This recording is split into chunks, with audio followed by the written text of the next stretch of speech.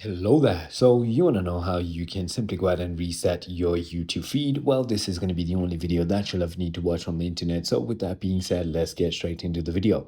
So in order to go ahead and reset your YouTube feed, what you'll need to do is clear your watch and search history and optionally your not interested feedback to give the algorithm a fresh start.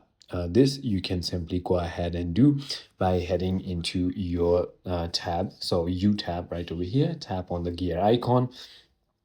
And now this is where you can tap on manage all history.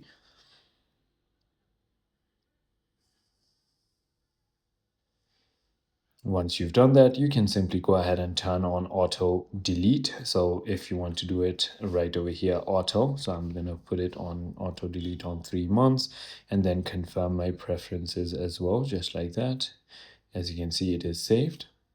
And you can also delete it all manually right over here. So delete all time, confirm, and then click on delete and click on done. So there you go. There's no history at all now. And that is going to simply go ahead and reset my feed. So if I go ahead and refresh, as you can see, it says try searching to get started. So it is as simple as that.